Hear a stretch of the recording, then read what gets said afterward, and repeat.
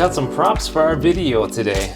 Got some aspirin here, some NyQuil, and I've got some non-chlorinated water. So what is today's episode all about? We're going to talk about some more culture shocks in everyday in Germany, the things that were strange to me in the beginning. We're going to talk about water, we're going to talk about peeing, and medication, among other things. Does that sound good? If so, then let's go.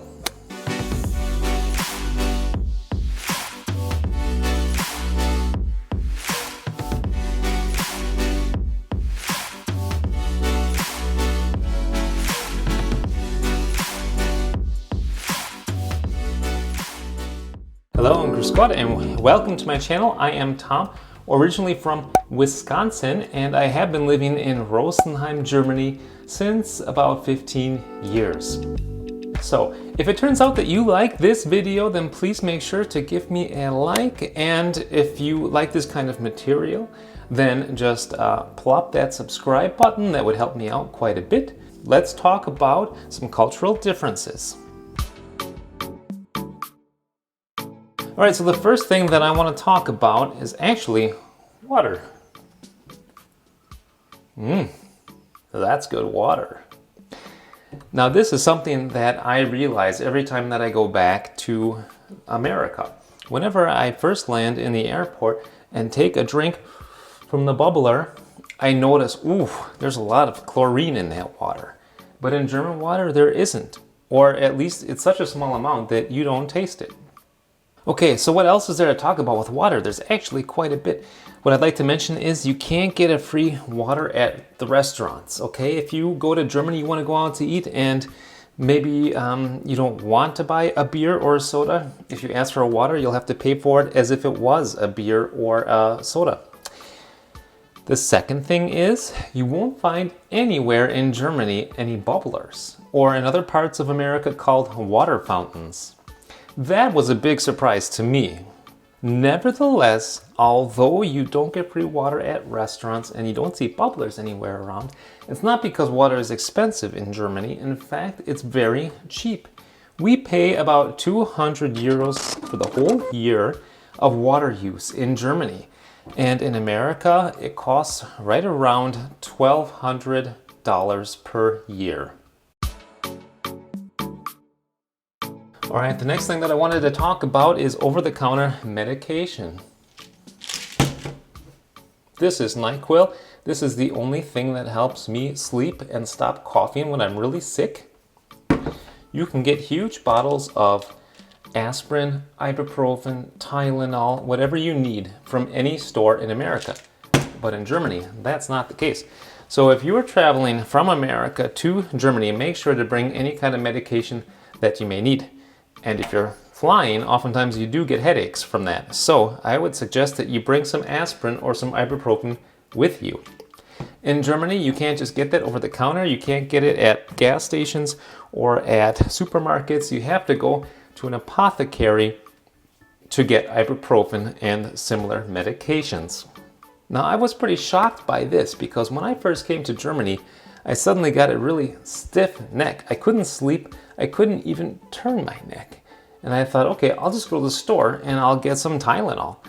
And I couldn't. I had to go to the doctor, and the doctor prescribed me some medicine, which I picked up from the apothecary.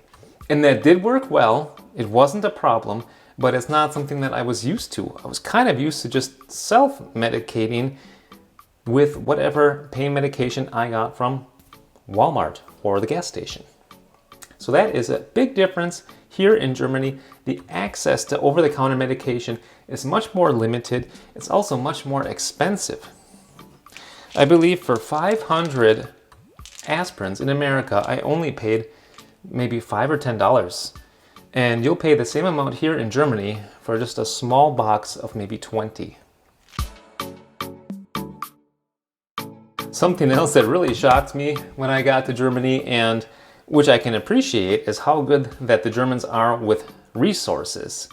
And something I'm never going to forget is when I first got to Germany, I was in the dorms and there were people showering, and I heard the water go on just for 10 seconds. Somebody was washing their hair and then shut the water off. Then they lathered up their hair, and then they turn the water back on just to rinse it out, and then they turn it back off. And then I guess I didn't wash them, but this is what I'm imagining was happening. Then they probably lathered themselves up, got clean, and then at the end, they put the water back on to rinse off. And I had never heard of this concept before in America. In America, actually, people generally take 15, 20, 30-minute showers. In Germany, no way, Jose, that doesn't happen. As far as I know, not everybody in Germany showers every day either. Correct me on this in the comment section if I'm wrong. But I know that when I was in Lübeck studying, just based on living in the dorms and knowing how often the shower was used, many people didn't shower every day.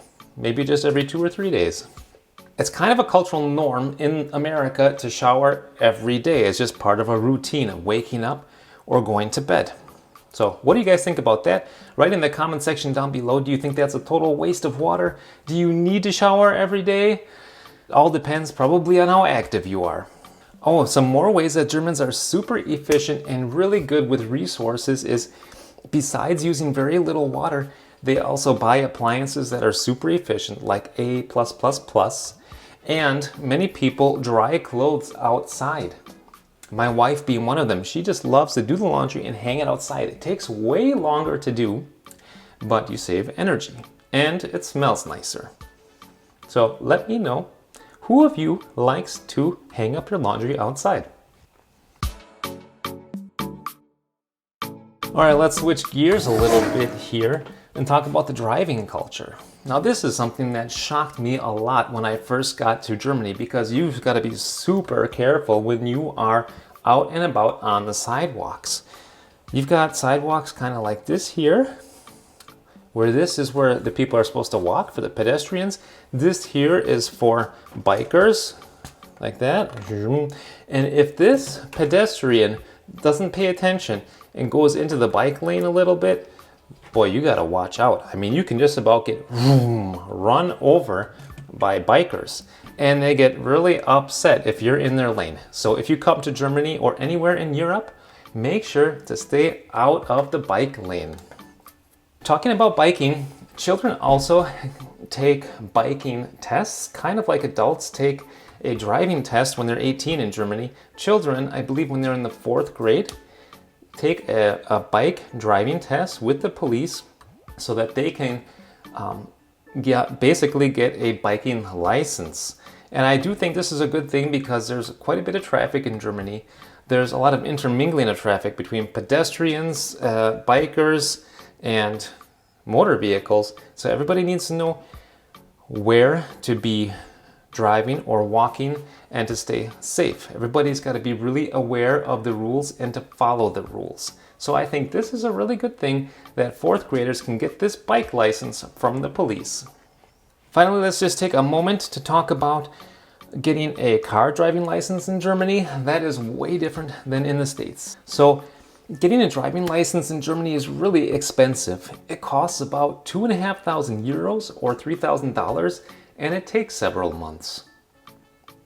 Meanwhile, in the States, as it was when I got my driving license, I just took courses at the high school. That also took about 3 months, but it was nearly free. It's a good price. All right, guys, I've got one more topic that's really funny to talk about in Germany, and that is the culture of going to the bathroom over here.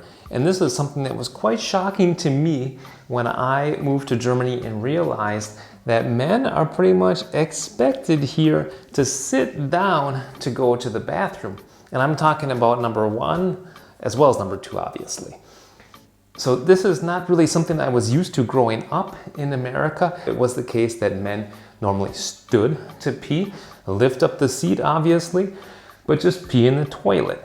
You know, that does make a mess. So in Germany, you are expected to sit down. You will even see signs at work where it's got a guy standing up to pee and like a cross over it saying, no, don't do that. On the other hand, if there is a urinal in the bathroom, obviously the men will prefer to use the urinal. It's more comfortable to stand. This is a cultural difference that was, for me, something quite unusual. Second thing about peeing that I've realized is that it's not really such a taboo thing here to pee outside. In America, you can get a citation. You can get a ticket from the police for public urination. And I'm not sure if it's illegal or not in Germany, but I do know that people do it. Children pee outside if they have to go. Adults will stop on the Autobahn and tumble out of their cars and go pee in the bushes. And this is also to save a bit of money, because if you're on the Autobahn or if you're in a big city, you actually have to pay to pee. This is a second shock for me when I realized I have to pay 50, 75 cents, €1 just to use the bathroom. And for me, that was something really quite foreign.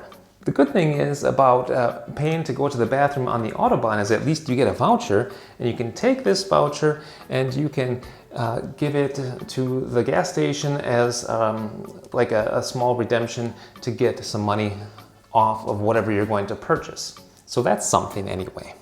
As I said, write in the comment section down below. I'm curious what you think. Okay, just 1 second to talk about one last subject, and that is nudity. So in Germany, and I think in Europe, maybe it's this way in the rest of the world, I don't know. Write in the comment section what you think about this, but I do know that Germans are much more free with their bodies. People, for example, will use the saunas together and be just totally naked, men and women in the sauna. There's also something called FKK, Freikörperkultur, where Germans who would like to be nude on the beach or near a swimming lake can just have a special area. I haven't really seen too much of that myself, but I know that this is popular in some pockets of Germany. Alright guys, thank you so much for sticking around with me to hear this part 2 of culture shocks in Germany. Everyday things that may be unique. Maybe you've never heard of these things before. Let me know what you think in the comment section down below. Please give me a like if you like this kind of content. Subscribe down below, and I will see you on the next video. Pfiat euch and ciao.